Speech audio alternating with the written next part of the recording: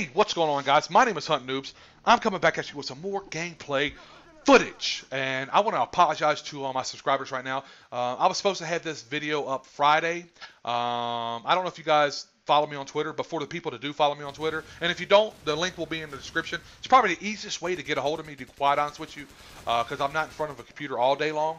But I do have my phone on my pocket, or in my pocket, all day long. So I'm able to reply to people, that send me tweets and shit like that.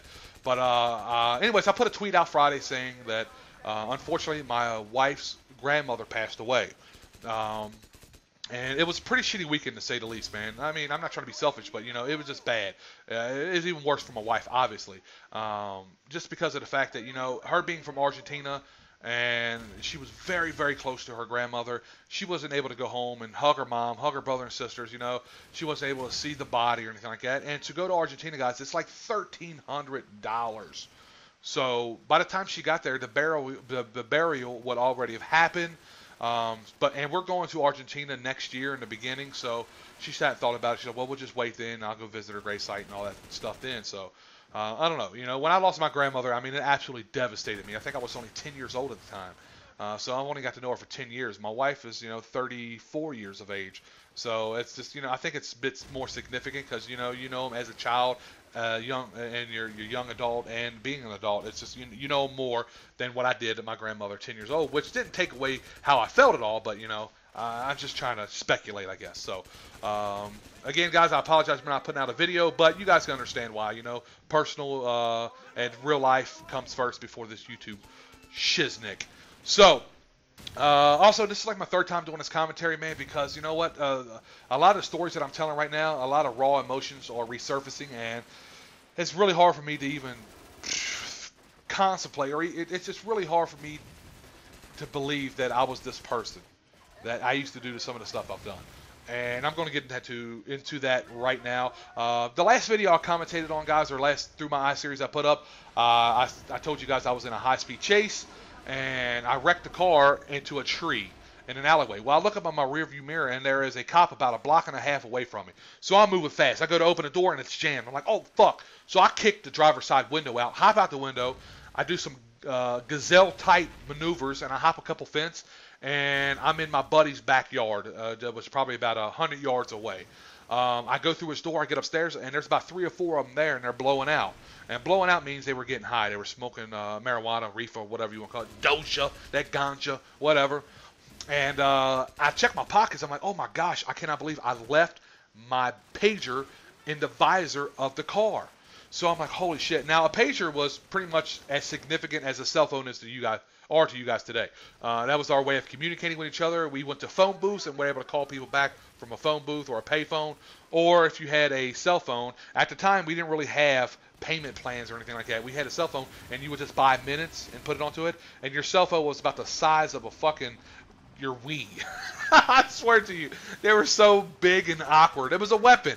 If you talk shit to me, I wouldn't punch you in the mouth. I'll bust your fucking head open with my cell phone. Because that damn thing would take some damage, man. Let me tell you. So, like I said, that was our way of communicating. So I told my buddy that was in the room, hey, I'll give you $50 if you go grab my pager out of the visor of that car. He's like, hell yeah, okay, I'll take that 50. I kid you not, guys. He got it. I don't know how the fuck he did, but he did. I thought it would be swarming with cops, but with me taking off running like I did, they were out searching for me. So I stayed in the house all day. I didn't leave. I stayed the night there and woke up the next day. I kid you not. I didn't go any fucking where. So I didn't get caught from it, but that was pretty much a significant moment in my life where I was like, dude, I got to stop stealing cars. I got to stop doing this shit. Which I didn't, but, I knew I had to slow down or whatever. So I was like, I got to get a different group of friends. Well, I did. Well, unfortunately, these different group of guys, they like to rob houses, which is worse if you ask me.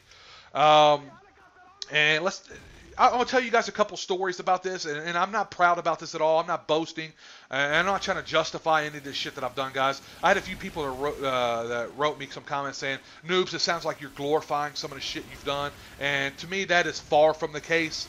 I mean, it holds no truth to it at all. I'm just trying to tell you guys some stories of my childhood, and I'm trying to capture that raw emotion that I can remember that I was experiencing at the time of, when I was that age, man. I'm just trying to remember what happened and all that shit. So, And that's what it is, guys. Again, I don't condone any of this shit I've done, man. I mean, if you do this shit, you are a worthless piece of shit. And yes, I was that guy. I was a worthless piece of shit.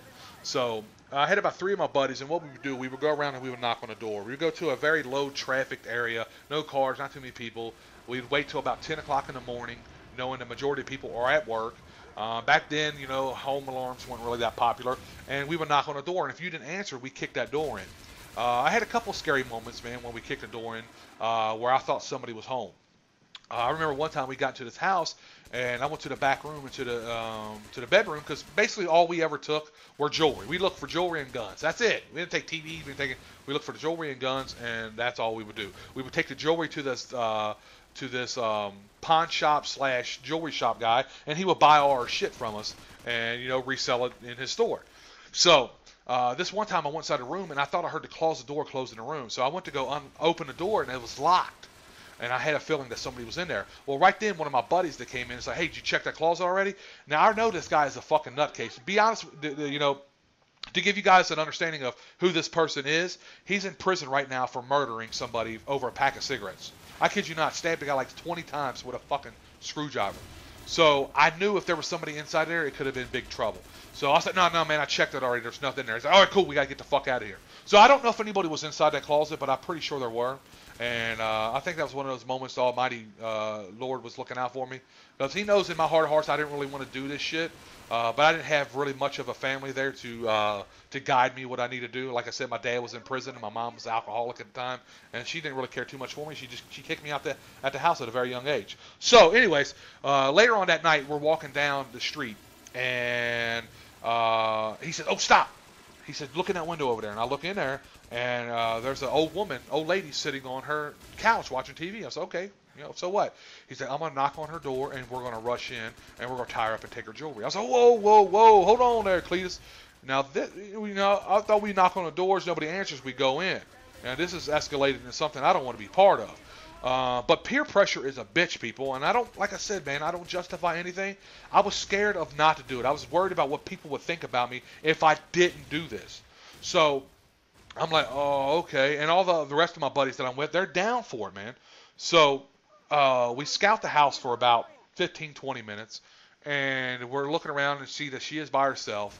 And my heart is racing, man. I feel like I'm about to get sick of my stomach.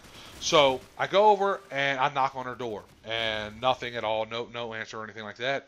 And then I knock on the door, and she says, "Who is it?" And I'm like, "Oh, it's Fred, looking for Steve."